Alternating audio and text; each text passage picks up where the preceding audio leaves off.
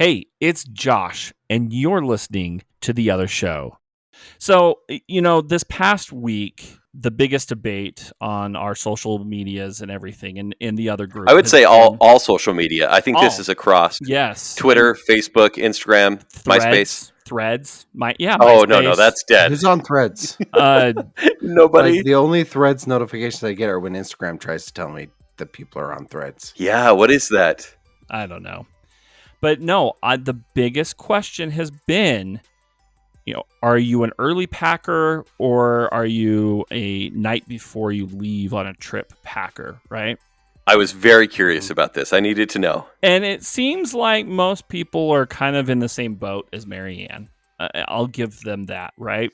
But See? as much as I am an early packer, I am very much a procrastinated unpacker. And I don't know if you can see behind me, but my suitcase, I'm still living out of my suitcase. I've been home now for probably about 5-6 days. Mm-hmm.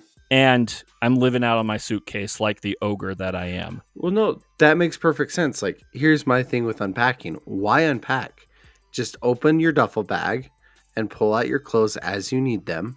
And then they cycle back into your normal No. Hold on. What is this pervertedness? What is happening? So everything you put in your bag from a trip is now considered dirty, even if it's never been clean or never been used. No. Because I have a dirty pocket and a clean pocket in my duffel bag. I'm sorry. It's been in your hotel room, which has a 57% chance of bed bugs, right? You need to eradicate all sense of a trip because and I'll go this far to say your house should be clean before you leave. Mm-hmm. So your only job to do when you get back is laundry from unpacking. Stephanie does agree with that. I think most prudent people support her in that. Would. You'll support her but not agree? Because I can live in my filth. Well, clearly you're like, I need a shirt. I wore this a day and a half on my trip. No, it's the stuff that I didn't wear. Because if you remember, I pack the clothes I need the night before or like an hour before. And then the amount of days I'm gone, that amount of garments, plus 1 or 2. Yeah. So I'm only like 2 days behind. How are you married? I don't know. See, I'm a minimalist. I have enough clothes, of any range just to last me for, however long. So I can't go that long without doing that kind of laundry, right? If I go on a trip, I bring some of my best shirts. I want to wear it the next week too. So I'll do the laundry. Yeah. Josh, is it do you still want to stay, keep the trip alive in your heart? Like, my bag's fully packed. I think that's my to-go toothbrushes in there. Okay. Well, so for instance, back in May, Marianne went to Disneyland and she brought me back a Hawaiian shirt that she bought me. Mm-hmm. And I did not wear it until this trip. So 5 or 6 months later? Because every time I opened the bag, it smelt like vacation. So, sometimes she'd walk into the room and I had my head just deep into a Disney bag, just smelling vacation. And is that your kink? Could be. It's a normal duffel bag. It's not a plastic bag. Okay. No, it is a plastic bag. It's the Disney plastic bag. Gosh. Josh just got us the E. This smells like an overpriced merch store. Mm-hmm. No, but I'm pretty sure I saw this on Pulp Fiction. I love that smell, right? Yeah, because it's the same thing. Like we actually stayed at a Motel 6 when we were there, and I okay, hold on. 73% chance of bed bugs. Okay, right. Then that is the souvenir that I brought back. If you recall, this is all coming together for me. Josh does not equate vacation scent with sunscreen and chlorine like most people do. No. Like the scent of vacation to Josh is secondhand cigarettes and possibly whatever was left behind by Earl in the Motel 6, if you know what I mean. No, you nailed it. Nailed it. And that's the thing. Don't take a black light to that bag. Just that is the biggest complaint that I have about Motel 6s these days. It's not that they're necessarily gross or whatever. It's because they've become largely smoke-free. So you're missing the caked in tobacco smell of these rooms. And my childhood is gone. When you call the Motel 6 and they ask the question, Is that going to be smoking or non-smoking? Josh, can I get smoking, please? I don't smoke. Sir, we don't actually allow smoking anymore, so we're really sorry. It's not for me. Dude, I need it. I'm gonna get some guy to go in my room early. I breathe on my some stuff. guy named Earl. I know that I am probably going to go the way of secondhand smoke. When my time is up, that's going to be the cause because It's horrible. it is nostalgic. When you say go the way of secondhand smoke, do you mean you're going to be discarded in a gutter? You read into it however you want. Like you're going to have somebody like flick you out with their Marlboros? Okay. If that's the way I golden go. question: Mhm. Does your wife procrastinate unpacking because she procrastinates No. packing? No. It's because she's prudent. She knows to wait till the last second. That's fine. And also unpacking immediately. Yeah. It's the best way. No, she was doing laundry. Like we got back at 7:30 p.m.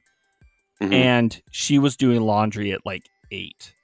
Yep. She knows what she's doing. Yeah, no, So, that's good. and then I support that. I'm working on it. I like how I'm just here to disagree with everything you say, Josh. I wouldn't expect anything less. Yeah, okay, good. Okay. Take into account here with Josh's laundry, he has an entire merch store in his closet. He could probably go 365 days without wearing the same shirt twice. Accurate. It's true. Like, does he need laundry for anything besides the underoos?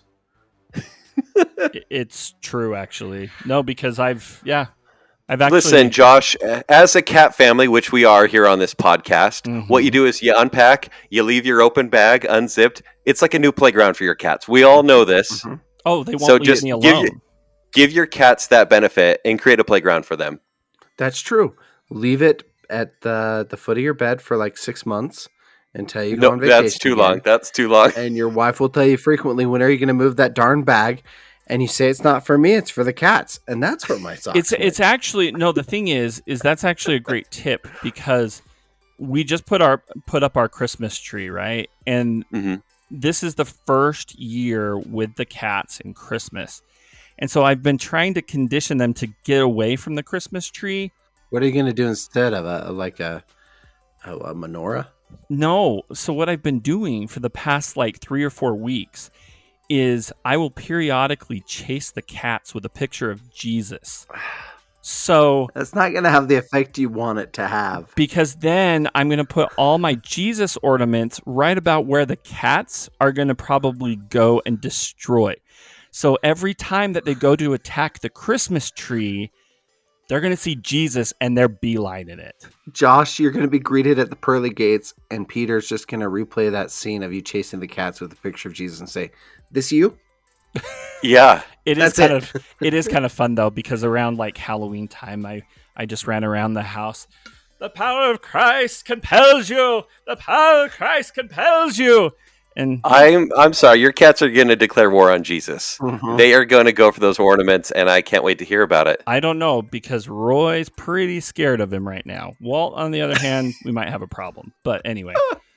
Roy's a good Catholic. I like this unpacked luggage idea much If it's better like we're unpacking more than this, I think the cats are going to need to go to therapy. Yeah, I think we need Blue back soon. I think we should go to Reddit Xmo Cats. I think we're going to find a lot of interesting stuff from your cats there. So members online too. If you know, you know. Anyways. Oh, now before we kind of move forward with the show and everything, I do want to talk a little bit about merch and Patreon. Mm-hmm. So since it is Thanksgiving week, Black Friday obviously is coming up in a couple of days, and we do have a huge sale in the other store, 30% off everything in the store. And we're going to put up pretty much everything that we have made or that I made the past year. Mm-hmm. So if there's a shirt that I made that we've put down or whatever since then, that will be up there. You can buy anything 30% off.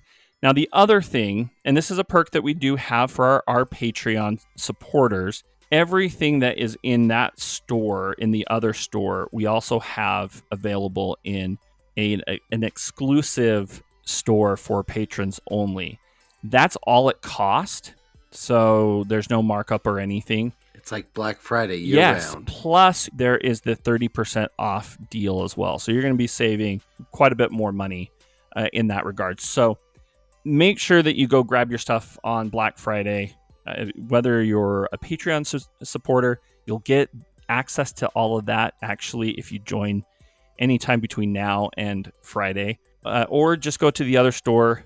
You can go to our website, theother.show/store to start your shopping. So Perfect. and links all across social media. But anyway, that I just want to make sure we plug that because Black Friday is the best holiday of the year. It really is because it's the day after Thanksgiving, and yeah, I don't want to go into that because that will Thanksgiving's the best. Take it easy. Okay, I know we're gonna fight. I know we will. Okay, so we were talking about cigarette smoke, and Josh, how much you love the secondhand smoke, and the memories that brings up to me is going with my family on family vacations and going to casinos in Las Vegas.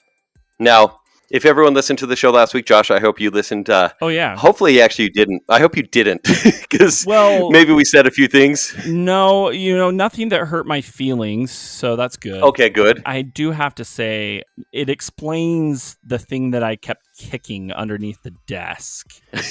And I apologize because I get a nervous twitch when I record, and so... It's only awkward when Casey started biting. Yeah, well, I'm sorry about the bruised ribs, Casey. Yeah, so once again, we'd like to welcome Casey out from under the desk again. Guys, I was actually just going to say it was an honor to not be asked to sit under the desk the entire time. So this, I really feel like I've taken a step up in the world, and I just want to let you know that I appreciate it. Real boost to the self-esteem. Take it easy. We could put you back down there, so relax. That's fine. There's worse people to sit. There's worse desks to sit under than Josh's. The cat's there. It's fun. There's leftover stuff that he took on his vacation that he hasn't unpacked yet. There's all kinds of things to entertain me. So it's great. Casey, I have to know, do you unpack immediately after vacation? That's an interesting question. I'm one of those guys. I have 2 small children, a 4-year-old and a 2-year-old. We come in the door. I get everybody inside. I'm the one that kind of hauls the bags in from the car. Mm-hmm. And before I even help my kids take off their shoes, my suitcase is open on my bed and I'm dumping everything in a laundry basket and the suitcase is going back under the bed. Within the first 5 minutes of being home, I'm dumping it all in the wash because if you've gone on vacation, it's dirty. Efficiency, and so exactly. You were speaking my language, and I'm right there with you. I love this. Hey, I'm so glad that there's positivity on my side. Thanks. I'm getting a lot of dirty looks right now. Yeah, that's very interesting right now. A lot of scowls. Like I said, Casey, when we start our podcast, and it's actually now called A Lot of Unpacking to Do. But yeah, there is a lot to unpack here because Kent, you definitely have a type, and it is. What do you mean? It is men with good beards and great hair. So I'm a little worried that I'm going to be replaced here soon. Well, you shaved your beard, so at this point, what do you expect? Spencer, your mustache is so handsome right now. I'm not going to lie. Yeah, I was fishing for compliments there. And you got them. Okay, so Casey, Sir. We talked last week about F1 and kind of what Vegas was doing to its streets, to the strip. I had no idea that they were even redesigning everything to have F1 race on the strip, which is just crazy to me. I know there were a few snags and everything, but I want to know, because you actually went to the entire event. You had the weekend, the Comic-Con, whatever, F1 Comic-Con. Like, give us some, the details, where you were able to watch the race from, I know you stayed at home and everything, but kind of give us a breakdown, and we'll, of course, interrupt you. Yeah. Like we do. You started Thursday. That was the practice. How was that? Yeah, so that was an interesting thing. We didn't know what to expect. We showed up. Lines weren't too bad. I know that the first thing I'm going to mention isn't exactly race related, but I know that it will hit home with this crowd right here. We're not a political podcast, so nothing too race related. No, free food and drinks for all attendees. And so I spent hours. Wait, what? Yeah. Okay. So we're probably going to talk about this more than you guys expected. Okay, so good. I'm going to back up. Forget the cars. Okay. I'm just going to speak my mind here, because I don't know if this is true, but so the reason I was able to go, a little recap, is because the week before the event, the prices plummeted and they kept going down and lower and lower and lower because they wanted to fill up the stands and people weren't going for the $10,000 weekend. I mean, that's a shocker. It's insane. Yeah, right. Yeah. And so they lowered these prices.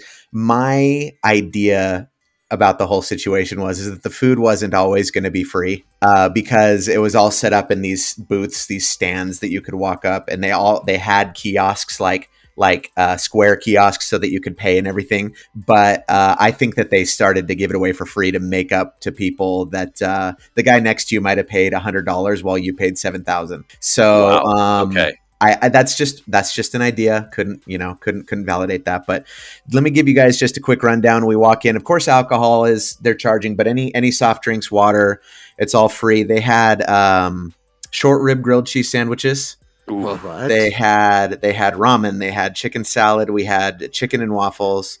We had birria tacos. That's where I spent most of the weekend. Was the just bathroom then. piling those into my mouth. Yeah. And then the tall boy sodas. I mean, the 16-ounce big cans of whatever soda Not like you can. No, not the little guys. We're talking the like almost too big to drink. And so it was that was the highlight of the weekend outside of the races. That right there, let me just tell you, was, I'll be honest, pretty incredible. So we didn't know what to expect. We show up, we see this food, we see the crowds, we see there's DJs. This is kind of a big outdoor thing because at this point there's nothing to do except for going and sitting in your seats or hang out in this big common area. Go ahead. With the DJs, were there like real DJs, riots in the street type things, or was it just like people push and play? These were people push and play for sure. Look, I understand there's two types of DJs. Hey, I could get a gig there. Josh could be 100% exactly as these DJs were. Yeah, they were playing music, people taking pictures. It was all set up for the gram, 100%. Okay. The reason that I bring up that there was nothing to do besides kind of sit and eat and walk around is because in typical Formula One races and Grand Prix like this that go for the weekend, they have what's called support races, where in between the long session, there's long breaks between the practice sessions or the qualifying sessions, and they have other types of racing, whether it's Formula 2 or let's get a bunch of this class of Mustang out and we'll all race them around, and it's just kind of fun entertainment. What's the difference between Formula 1 and Formula 2? Is it like a number 1 pencil and a number 2 pencil? It's like a triple A ball team and a double A. It's like the B team kind of. Here's the thing: do they bring out like the kids? Do they get like a lot of like Tonka trucks? Wouldn't kind of that like be the Junior Jazz? Dude, that would be killer. When they have like at halftime, they bring out the Junior Jazz tournament. No, this is why demolition derbies are better. Is because they do stuff like that. Right, exactly. Like, the rodeos, they bring out the Tonka toys. Right. This is the type of thing where you go and you have this weekend of fun in Las Vegas. The word on the street is, for the people we were talking to, the officials at the event, they said the casino bosses for the strip, all the big money casinos, they didn't want people to be even more distracted from gambling, so they negotiated to not have any support racing in between the races. Wow. So and so they wanted people to go and gamble. The issue is that I don't think it helped anybody, because once the races kind of started at about 8 p.m., several hours before that, the strip was already shut down. There was no driving on it, so it's not like anyone could get there anyway. Wow. So it was kind of an interesting thing. So it was a much less eventful weekend than if you've ever been to any other Formula One race ever. But it was absolutely mind blowing. It started off on an extreme low. Spencer wanted me to talk about the practices because they were supposed to have 2 1-hour practices on Thursday. 5 minutes into the first practice, which is just when the cars get out, they start to understand the track. This is the first time anyone's been on the track. They make sure that everything's good. The cars are safe. The settings are the way they want them. And so they're not going full bore. They're just testing, seeing what they can do. 5 minutes into that practice, a water, not a trying to remember what they called it, kind of a water main cover, one of those almost like a storm little manhole covers. Yeah, It got sucked up into the bottom of one of the Formula One cars, one of the Ferraris, and it destroyed the gearbox and the whole underside of the car. So wow. Because of that, normally with Formula One races, again, they just say, "Oops, we're going to clear the debris and just keep going." But because that happened, they were worried about it happening to all of the other little water main, things, tops. Yeah. And so they went around and they filled all of them with sand and covered them with asphalt, which meant that they, literally while we were watching, which meant that they canceled that practice and the next practice. So Okay. the entire Thursday was just a wash. We were there was for a bust. 7 hours and there was no racing. So were people mad, or was this just like hey, it's a safety issue at this point? No, they were mad because once they sent everybody home at 2 a.m, and I say 2 a.m because it started at 8. Okay. We were there. Mm-hmm. We were ready to go. It's 8:30, 8:35. The first practice is canceled. They say, you know what? The next practice is at midnight. Okay, you guys, it's at midnight. Just hang tight with us. We get to 11:30 and they say, hey, practice is postponed until 1:30. It's postponed. So everyone's hanging out and we're all just kind of going, whatever, there's free food. That's why I think it was all a ploy. Then at 2 o'clock, they said, oops, we're actually not going to do practice. This is 2 a.m., mind you. We're not doing practice. We've got to send all of our event staff home. Event staff. So the people serving the food, the security, everything like that. And then what they did was half an hour after that, they ran the practice without any crowd. What? Oh. Yeah. So that's what made angry faces. That there is what made everybody upset because they still did it. Yeah, I had read that they had police come in to escort. They had to shoo everybody. People didn't want to leave because there was some grumblings that they were still going to run practice. You can't just not have these drivers go on a track they've never been on and do a full-blown race. Okay, these teams invest, these are $10 million cars. They've put $150 million into developing these, these systems that run this stuff. And they die. And somebody could die. It is about safety. And so these practices don't just not happen. That's not a thing. And so they ran them just once everyone was gone. Wow. Yeah. So there's that. So we were a little downcast. Nope, nothing. F1 released a statement that said, hey, safety's our first concern. This is why we did what we did, which is what I just explained. We had to send the staff home. We're so excited you were there. Let's look forward to more racing. Yeah. Which got awkward when everyone who came just for Thursday got nothing. Okay, I get it. Because not everyone came just for the weekend. Or excuse me, not everyone came for the whole weekend. So we actually were one of the few in our little area that were there for the whole weekend. Most people were there for a Thursday, and then other people there for a Friday, and the other people for a Saturday. Well, I'm sure some of it was people bought the Thursday package just because it was cheap. it was way cheaper, and that's way what they cheaper. could afford. And they got nothing. I mean, food. And again, the food was awesome. So that alone, that's what I need in my life. Yeah. Just free food? A buffet with some cars. There you go. I was blown away. Look, I don't care who you are. I don't care if you're a fan of any kind of racing, demolition derby, doesn't matter. Every little boy loves a race car. Mm-hmm. I mean, serious. It's just a thing where it's most little girls. It's fascinating. And so sitting there, exactly like Josh said, food and go fast. It was pretty amazing, even despite the huge hiccup on Thursday. Friday went off without a hitch. There was a practice session where we really finally, after all that got to see some cars go around. And then they had their qualifying rounds in the evening. And that's when I was sitting there sending Spencer video after video going, it's happening. I can't believe it. So are you actually sitting somewhere watching? Because the videos I saw were people going up and down the same escalator just to get a good view. Yes. And just doing that for hours. You want to know what's funny? Well, there's escalators on the strip. People were doing that not on escalators. So I'll tell you about that too. I was sitting just on the end of the track before basically before the finish line. Okay. And so I was sitting in grandstands and I had a view of the last stretch that led right to the finish line after the final turn. Mm-hmm. And so it was a great place to sit because in the final race, most of the passes were done right as they were getting to us and right at the kind of towards the finish line because they had this cool straight. It was very exciting. But what people would do is wonderful Formula One decided that they wanted to block off any potential views for the public so that they couldn't see any of the racing without paying. So any overpasses, and when I say overpasses, Las Vegas Boulevard and other streets around it have these sky bridges, that you can walk over, and they're all just glass walls. So you can see, because Las Vegas is a cool place to walk around and be and see. So it all feels open. What they did is they put a kind of a tinted film. They put a cage over the top of the glass so that you couldn't get up on a ladder and look. Wow, and then they put lights inside of the tunnels so that the tinted glass reflected back mirror-like so that you couldn't see out of them. It's intense. And so what people were doing, and by the way, and then they put fences along the entire thing with, that kind of mesh covering like they use at construction yards, just so that you couldn't see anywhere.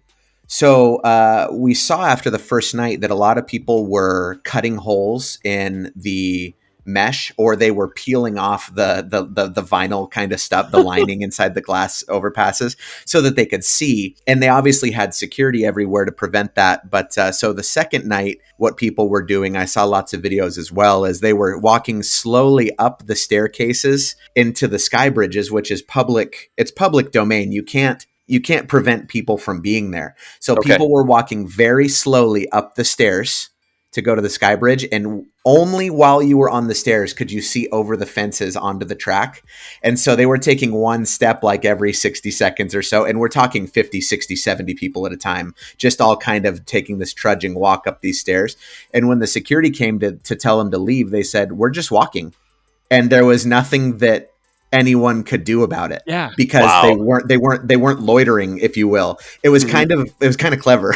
Yeah, it is. Well, and I saw actually a few of those security guards. There were a few that were yelling. I saw some videos, it got videos intense on Reddit. They were yelling, trying to get them to move along. But yeah, I don't blame them. I think that's genius. Yeah. I did send Kent and Josh, I did send you a video Casey sent me of where he was sitting.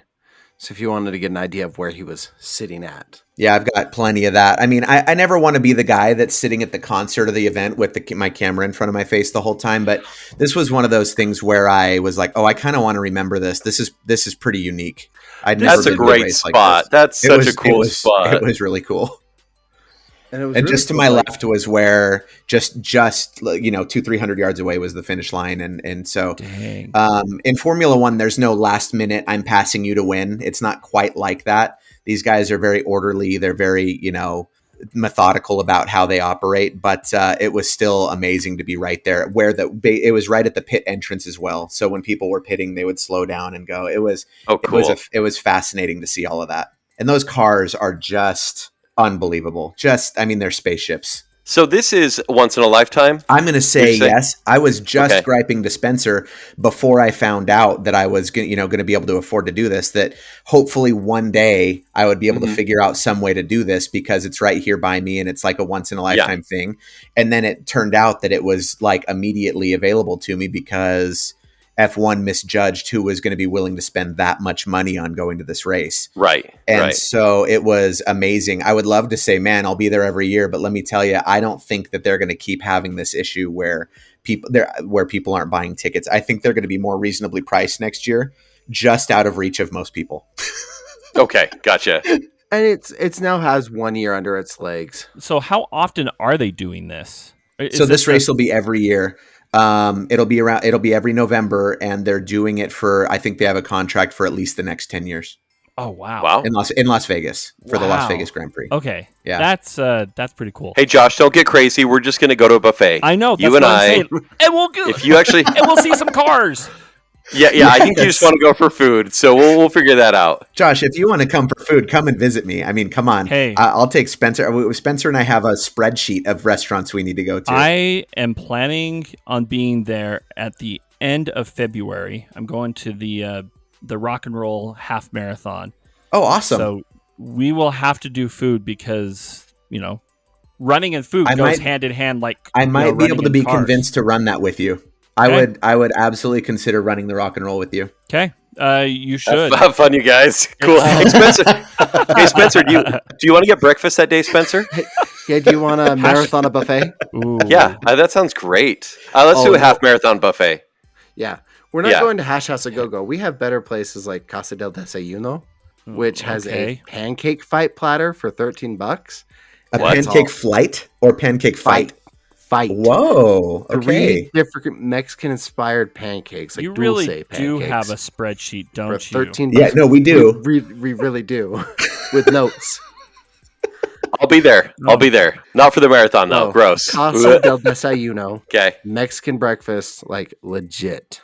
I thought you meant like a pancake fighting a waffle fighting French toast. Because the French toast is going to surrender. The waffle's going to win because it's got abs. That's like the... So... I've never heard a waffle described like that. I like a waffle has abs. Yeah, it's pancake with abs. Come on. Yeah, that's good. Yeah. It's like a celebrity death match. I want to see that. Yeah. By the way, Spencer, the first thought that entered into my mind was a pancake fight platter, which is just a stack of like $40 size pancakes that you could just whip at your friends. I think that would be a successful restaurant. Oh, I would be down for that. Right? No, let me see if I can find it, but it's they're like dulce de leche, tres leche. Well, I remember. Yeah, I remember. It looks really good. Yeah. Oh. Guys, I think that here's the deal. I'm going to pitch this. Oh. I know that this is not something that 90% of people are into.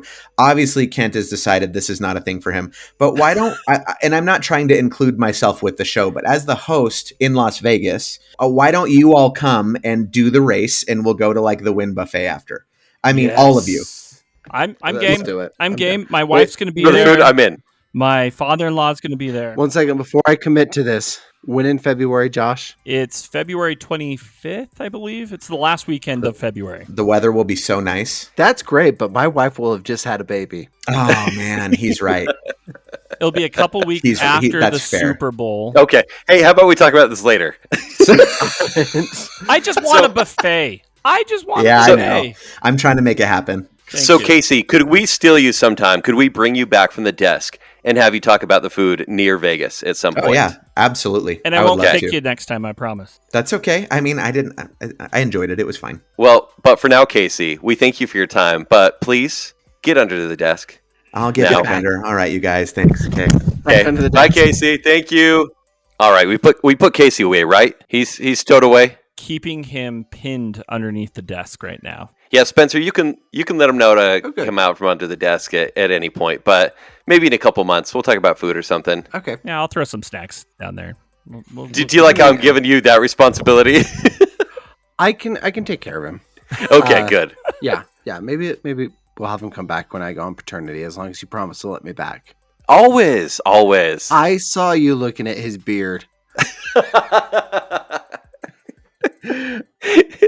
Listen, replacement co-hosts with great beards are great. So you guys be careful. Anyways, Voicemails? Yeah, let's do it. yeah, voicemails.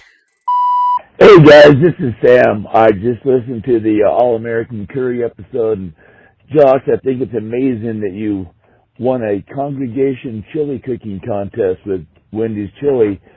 I once won a congregation cornbread contest with the two of those little blue boxes. I forget the name brand, but I came clean right when I won it, and there were plenty of people that were upset with me because they put actual effort into their recipes, and I just opened boxes. So good for you, Josh. You know, Sam, I think what we need to do is we need to team up. I know that you don't live very far from me here in South Jordan, so I'm just saying, let's find a congregation that we can just do a clean sweep of chili and cornbread. I'm not going to lie. One of my first, I do the Halloween themed dinner, right? Oh, yeah. My first Halloween themed dinner I did was chili with cornbread cooked on top with a jack-o'-lantern face on it. Okay, but Spencer, you're the opposite of these guys. You're maximum effort. Josh and Sam are now the low effort crew that somehow get awarded for it. Spencer, you try too hard. You're the one that should get mad. You work in a corporate office too. You know that's how it works in the real world, Yeah, right? I mean, true story. I mean, didn't you also lose to vegan mac and cheese once? Yeah, but I've come back tenfold. It almost killed me, but I've come back stronger. Is that supposed to now- make sense? Yeah, I saw a twitch in his eye. I've won. I've won first place now. Someone's got a vegan chip on their shoulder. Yeah. It's called a potato chip. Yeah. All right, we got another call. Yeah, one more. The holidays are quickly approaching, so why not surprise your sweetheart with a getaway she will never forget? The Pineapple Upside Down Bed and Breakfast Inn, located in lovely Draper, Utah, might be exactly what she never wanted. We have made every effort to create themed rooms inspired by the other show podcast hosts. Imagine relaxing in the Spencer Spatchcock Suite, where you will have her asking for more. Turkey, that is. Or how about trying our Den of Caniquity? Well, you will have her wondering, who am I and why am I here? Or maybe Josh's Pickle Paradise is more your speed. It will be sure to leave her short of breath and confused. Book now and receive a 20% discount when you book online using the code SpatchcockDaddy. Remember, when you stay at the Pineapple Upside Down Bed and Breakfast Inn, it's a community where we encourage you to love your neighbors. Okay, first off, well, I think we got our second sponsor. Secondly, what is going on? Okay, that was so impressive, by the way. And B, The mind of Glenn Berry at 1 a.m. oh, Glenn, No, man. that phone call came in at 3:43 a.m. I'm gonna let him clear that one up. That man is genius. And Listen. where do I get Spencer's spatchcock chicken? Right Like- here, son. Ladies, it's fine. You can come to the den of Kiniquity. It's fine. It's safe. Sign a waiver. I want to get you a sign for your house now that goes right above the door to, I don't know, your bedroom that says Den of Kiniquity. It actually says abandon hope, all ye who enter here. So, yeah, but that would fit as Speak, well. friend, and enter. Yeah. Alone. And Josh, I love how Spencer's thing for 13 years was pickles. And all of a sudden you became the pickle guy Well, because you exposed the internet to something that we'll never unsee. Oh, look, we have Spaghetti Josh. That's like, it's like if Josh was a Pokemon, Spaghetti Josh is your starter. Yeah. And then Pickle Marianne Josh is like the next evolution. It's not good though, because it's like this weird Siamese twin combined by a phallic food. And it's really unsettling. I was just unsettled that it was dedicated to me. You loved it.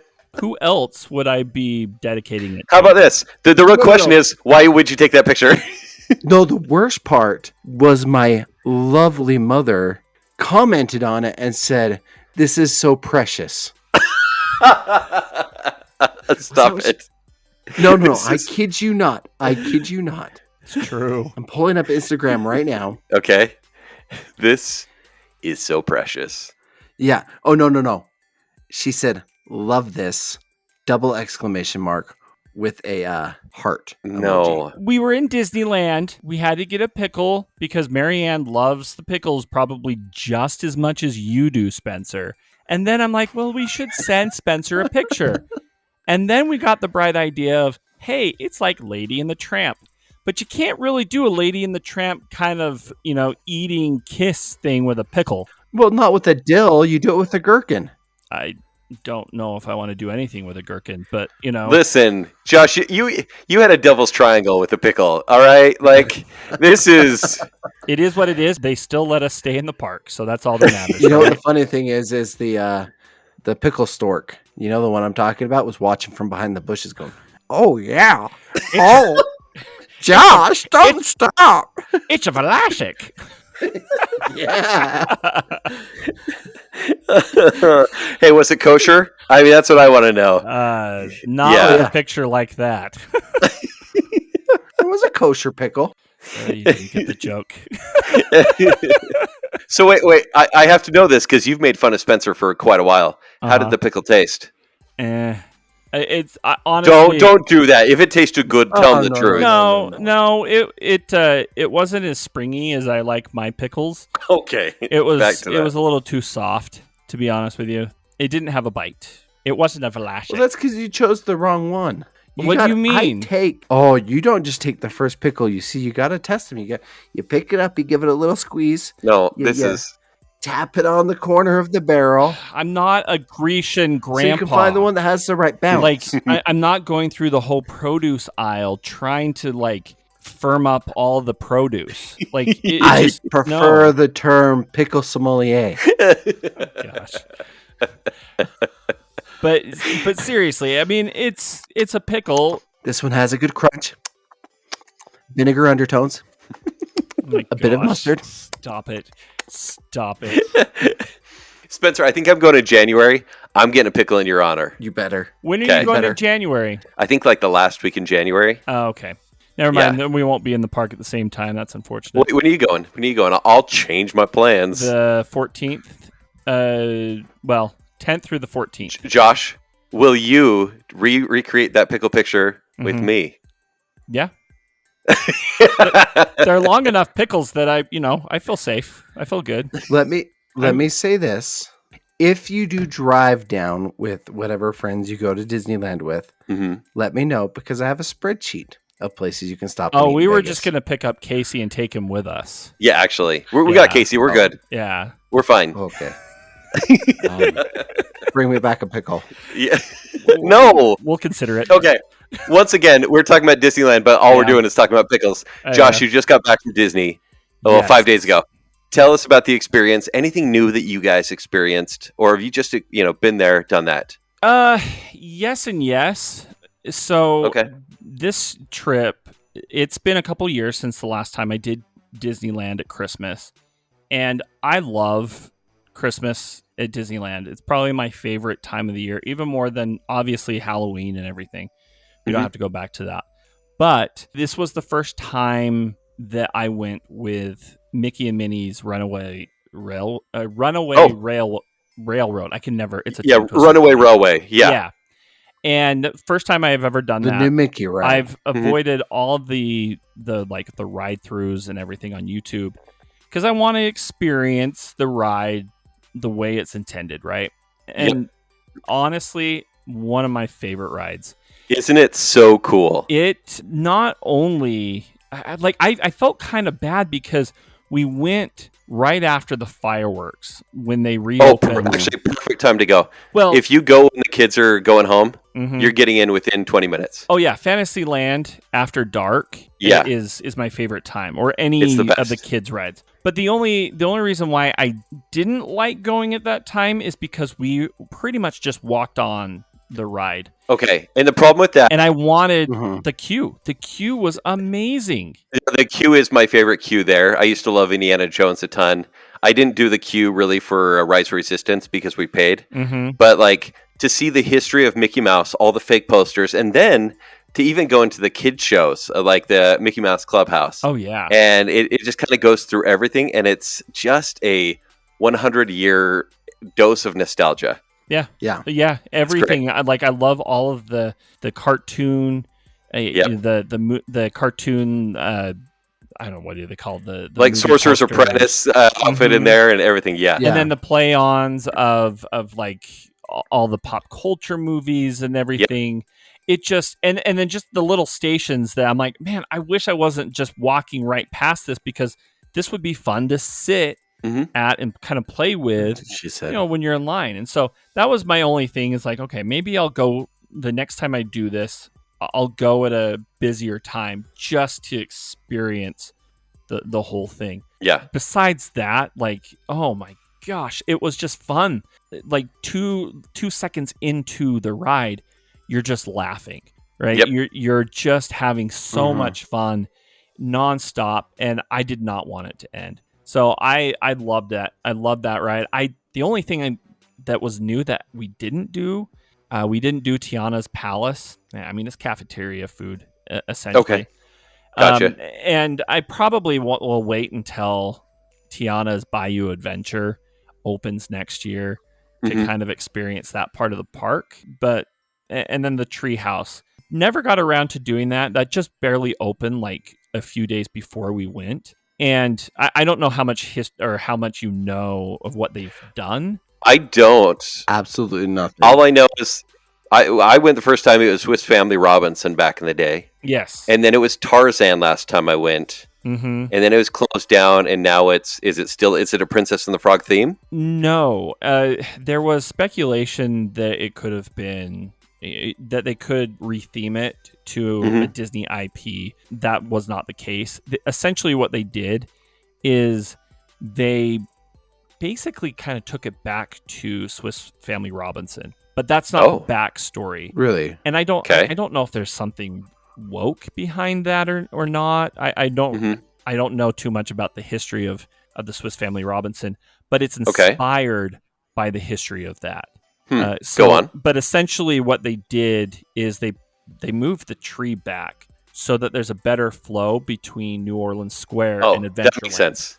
I'm into that. So there's no tree right in the middle of you walking into Adventureland. Yeah. I don't That's know. Nice. Yeah, it does flow a little bit better, but Adventureland will always be bottleneck. Yeah, it will be. There's just no it's way around stroller that. central. It is just the worst. Yeah. So, Well, that's because they have the biggest stroller parking right there. Yeah, that's true. No, it's true. And everybody will stop at Tropical Hideaway. I can never remember the name of that, but that's one of my favorite places too to hang out. And it's great. I think everybody loves Adventureland. But anyway, new food. As far as new food, they rolled out all of the Christmas stuff. Okay. And the biggest thing, to be honest with you, is kind of a little hit and miss. We tried some of the new macarons, but honestly, both Marianne and I kind of we went back to what we love. The raspberry macaron. It's the best. Oh my gosh. Oh, it's seriously. I'm not a macaron guy. Even that one? Oh, because Spencer, I agree with you, but that one is game changing. It really It's is. not a sweet It's guy. I can't even say what my wife experienced or says it is, but You can. Is it going to get us an E? it could be. It's an O in your mouth. Is it phantasmic? Yes, it's phantasmic in your mouth. So okay. Hey, I actually have a question for you. He never called in, but Sam Ma asked me some Disneyland advice, and I was like, by the way, the wrong person to ask over here. But he's going with his family in February, and they're doing different days at different parks, but he's doing one day just dedicated to the California Adventure. Yeah. So no park hopper that day. So just take that in context. He has a family that's a family of 4, and they're dedicating that full day to that park. His question is, should he get a Genie Plus for everyone in his family? And I will tell him, and you keep thinking about it as I'm talking, I told him no. I said, because you're just doing that one park, there are going to be rides like Spider-Man. He's going to wait, 75 minutes for. Yeah. But if he goes early enough, he can go to Cars. He can do maybe Spider-Man or Guardians. And then, he may be waiting 20 minutes for Little Mermaid or whatever. But I think there's so few rides there that if you go in the morning, skip out at lunch, come back at night, you're good. And you wouldn't need to pay the extra $100 for the family. Yeah. We didn't do any passes for Little Mermaid, and we went on 4 times. Yeah, Little Mermaid goes by easy. really quick. It's a people mover. And you know what I'm going to say, though? If you guys are going to have your little trip, you two and Casey, I'm going with Sam. Sam, we're going to Disneyland in January. I know you didn't plan on me, but I'm coming anyway. He's going in February, and you're having a kid Angry in February. dogs on me. Okay, I'll get the angry dogs and a pickle for you. Honestly, though, I think the biggest piece of advice I could give is it depends on how important it is or how much you want to get on that one specific ride. Like if the price is worth it to you, if it's something you can afford, especially if it's Spider-Man. Well, for him, it's all on the table. He hasn't been since he was 12, and his kids have never gone. But I think the money that you're going to pay for, like when I took my family this year, was Rise of the Resistance. Because I'm like, if we come here and we don't get to go on that ride, it's a fail.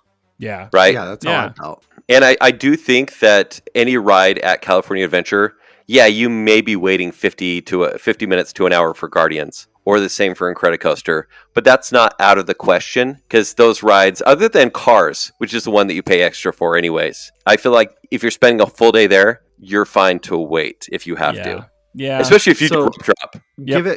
Give my experience, we were not there the full day. We did not do any Genie, and I get you, Sam. I haven't been to Disneyland. I went in 2014 and then again last year. Yeah. So it had been a while for me. I mean, it wasn't even California Adventure. It was still, what was the name beforehand? Before California Adventure? Yeah. Disney's California Adventure. Parking Lot D. Well, yeah, it wasn't. Yeah. It wasn't. It didn't have the Pixar theming. Oh, yeah, you're right. There was They had Paradise Bugs Pier. Life, but that wasn't it. Yeah. So, it was still transitioning over. So it'd been a while for me, but we got onto everything we wanted. I didn't have a big rush to get on to Spider-Man, so we didn't go on Spider-Man or Cars. Stephanie went on one of those. I can't remember which one. But we did get on to Midway Mania. We got on to Guardians of the Galaxy. We got on Incredicoaster. We did Little Mermaid 4 times. Grizzly Rapids was the only one that was make or break for me. We made it on that. Yeah. So you'll make it on everything you want. And we got there later in the day. We did not go at rope drop because we had a toddler. And we left earlier in the day as well. We left by 9 o'clock. Okay. Yeah. There you go. So Yeah. You'll have plenty of time. I do have to say, well, first, Kenny, have you done Spider-Man yet? I've done it a few times. Okay. I did it the first yeah. time Okay. this trip, and holy crap. Like, I did not know what to really expect. And I went with my 5-year-old and my 2.5-year-old nephews. Mm-hmm. Holy crap. First off, my 5-year-old nephew beat all of us. Right. Yeah, there's a cheat code to it all, by the way. And honestly, I got to the point like halfway through. Okay, it wasn't even halfway through the ride. It was probably like 30 seconds into it.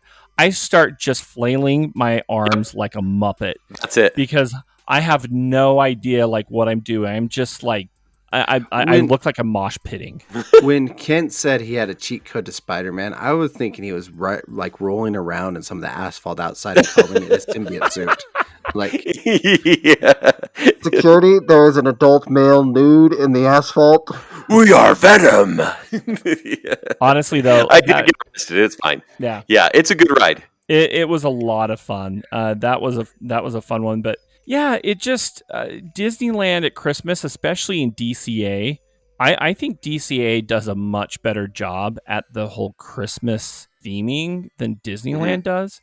Just because you feel like you're walking into like a 1940s department, store, right. And going Christmas shopping or whatever. And I love that aspect. And for whatever, I love Disneyland at Christmas as well, but DCA just pulls it off so much better, and I just had a lot of fun. Well, really glad you enjoyed yourself, even if it was without me. Yes, hey, Spencer's having Disney envy. No, I'm not. I enjoyed the pickle in your memory. My mom enjoyed you enjoying the pickle for me too. That's weird to say. I regret everything I just said. I feel like that's going to give us the E right there. Yep. Honestly, though, like even staying at the Motel 6, it was a lot of fun. I felt like a kid again, just going with family, going with my wife, going with my nieces and my nephews. Mm-hmm. Not all my nieces and nephews, and then just running into so many people, so many listeners, so many friends. And I found out that a lot of Utahns were down there because it was the kickoff weekend for Christmas. And there are a lot of dancers that were down there that were in the fantasy. Yeah, they were in the fantasy parade. Wait, why would those be coming from Utah and not from Vegas? Why wasn't I there? You were right.